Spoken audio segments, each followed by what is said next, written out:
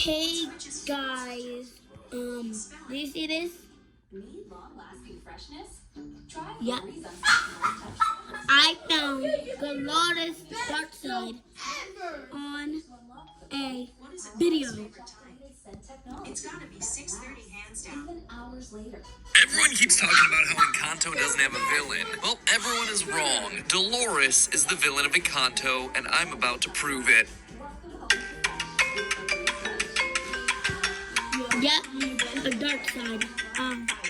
Hello, Internet. Welcome to Film Theory, where I'm doing this video to justify the hundreds of hours of my life I've spent watching Encanto. That's not even an exaggeration. Encanto is my 3-year-old Ollie's first ever movie obsession. Excellent choice on his part. Couldn't be prouder. But if you know how 3-year-olds work, you know that it means I've watched this thing so many times that I'm approaching the heat death of the universe. Everyone is his favorite character. Every song is his favorite song. And at this point, I've had to explain the cracks in Casita so many times that the kid is well on his way to becoming a structural engineer. I don't quite have the heart to tell him that hugs won't repair drywall. We'll have to save that lesson until he turns 4.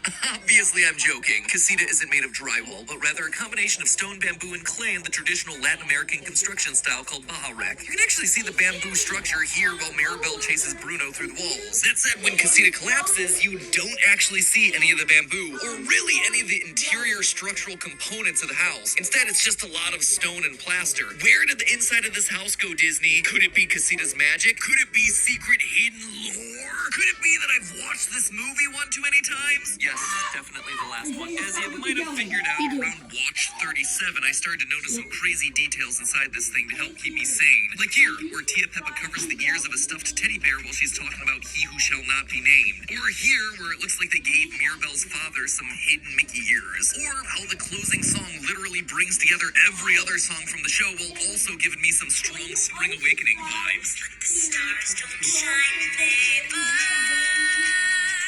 the things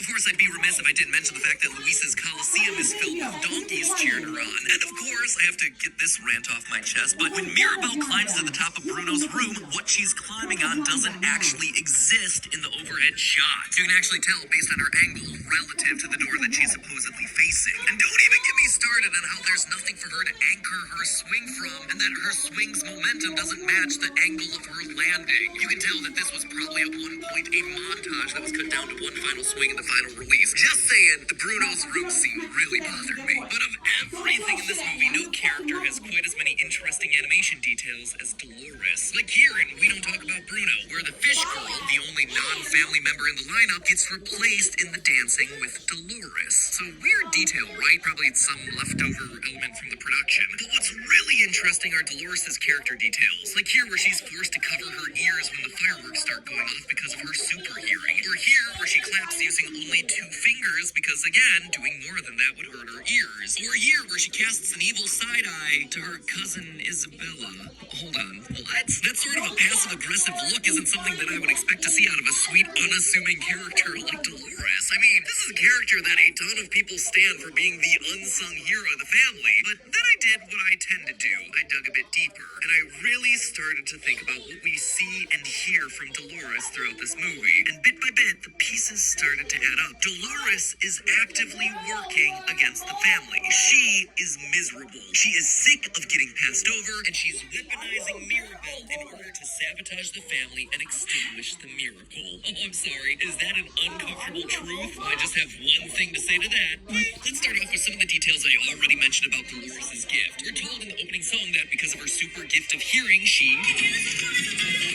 And it doesn't seem to be much of an exaggeration, as we see that she's able to hear conversations happening elsewhere in town, likely behind closed doors. Dolores, do we have a date?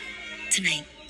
He wants 5 babies. And while that seems like it'd be a cool power in theory, in actual practice, this thing would be miserable. Her sound sensitivity doesn't seem like it's able to turn off, as it makes her actively recoil when things like fireworks go off around her. As a result, we see that she's constantly hearing information that she doesn't want to be picking up. No one has to know.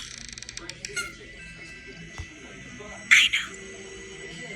It's also something that scientifically would slowly be driving her insane. You see, the amygdala is this little group of neurons roughly in the center of the brain that helps us with emotional responses, specifically when processing fear responses. When she cowers because of those fireworks, boom! You gotta watch Amygdala this activity as video. her fight or flight response kicks in. Because those sorts of jarring sounds are important for a human's survival, they tend to jump the line, so to speak, when it comes to processing. It's actually believed that that's Go check it out.